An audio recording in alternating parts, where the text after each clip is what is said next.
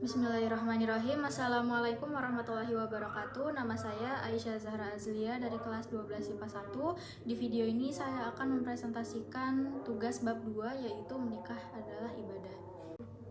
Yang pertama adalah ketentuan hukum pernikahan dalam Islam.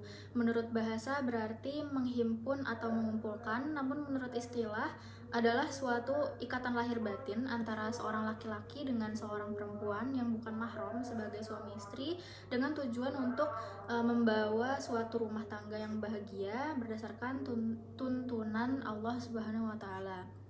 Menurut sebagian besar ulama, hukum asal nikah adalah mubah, artinya boleh dikerjakan dan boleh juga ditinggalkan. Nikah dapat dikategorikan menjadi 4. Yang pertama adalah sunnah. Bagi orang-orang yang ingin mampu menikah dan mampu pula mengendalikan diri dari perzinaan, tapi walaupun tidak segera menikah. Lalu yang kedua ada wajib bagi orang yang ingin menikah dan mampu menikah serta ia khawatir berbuat zina kalau nggak segera menikah. Lalu yang ketiga ada makruh bagi orang yang ingin menikah tetapi belum memiliki pekerjaan dan belum mampu memberi nafkah terhadap istri dan juga anak-anaknya nanti. Dan yang keempat ada haram bagi orang yang bermaksud tidak akan menjalankan kewajiban dan juga hanya ingin menyakiti wanita atau pasangan yang ingin dinikahinya nanti. Rukun dan syarat pernikahan. Mempelai pria syaratnya adalah mumayyiz, beragama Islam dan kemauan sendiri. Lalu mempelai wanita mumayyiz, beragama Islam dan bukan mahramnya. Lalu yang ketiga wali dan mempelai wanita. Yang keempat 2 orang saksi dan juga akad atau ijab qabul. Untuk wali nikah, jumhur ulama berpendapat bahwa akad nikah tiada sah tanpa wali. Wali dalam pernikahan dibedakan menjadi 2 macam, yaitu wali nasab dan juga wali hakim, dan lebih diutamakan yang menjadi wali adalah bapaknya. Untuk mahram, menurut bahasa mahram berarti yang diharamkan. Menurut istilah ilmu fikih, mahram adalah wanita yang haram dinikahi. Tujuan dan hikmah pernikahan. Tujuan pernikahan menurut Islam adalah untuk memenuhi hajat manusia terhadap wanita atau sebaliknya dalam rangka mewujudkan rumah tangga yang bahagia sesuai dengan ketentuan-ketentuan agama Islam. Untuk hikmahnya, yang pertama, memenuhi kebutuhan biologis manusia dengan cara yang suci dan juga halal. Yang kedua, memelihara kesucian dan kehormatan dari perbuatan zina. Yang ketiga, membentuk rumah tangga Islami yang sejahtera lahirian batin.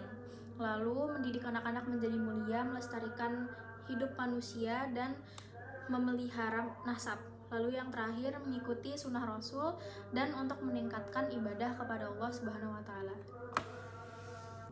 Lalu masuk ke ketentuan talak atau perceraian dalam Islam. Talak adalah lepasnya ikatan perkawinan antara suami istri, baik melalui ucapan suami atau untuk menceraikan istrinya atau keputusan dari hakim pengadilan agama atas gugatan seseorang istri. Macam-macam talak ada 2, yaitu raj'i dan juga ba'in. Ba'in terbagi menjadi 2, ada yang sugro dan juga kubro. Fasak yaitu talak yang diakibatkan adanya masalah-masalah terhadap suami istri yang karena alasan syar'i tidak dapat dipersatukan kembali sehingga istri mengadukan masalahnya kepada hakim. Lalu hulu disebut juga talak tebus, yaitu talak yang dijatuhkan oleh suami kepada istri atas permintaan istri dengan jalan memberi tebusan.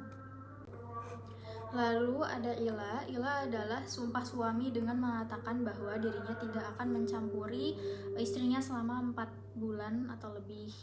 Lalu ada li'an. Li'an adalah sumpah suami yang menuduh istrinya berbuat zina. Lalu zihar adalah ucapan suami yang menyamakan istrinya yang sama dengan ibunya. Lalu ada iddah. Iddah adalah masa menunggu bagi seorang istri yang dicerai suaminya atau karena suaminya meninggal dunia. Lalu ada rujuk. Rujuk adalah kembalinya suami istri pada ikatan perkawinan setelah terjadi talak dan masih dalam masa iddah. Rujuk itu tidak memerlukan akad nikah lagi. Suami cukup menyatakan niatnya untuk rujuk kepada istri yang diceraikannya.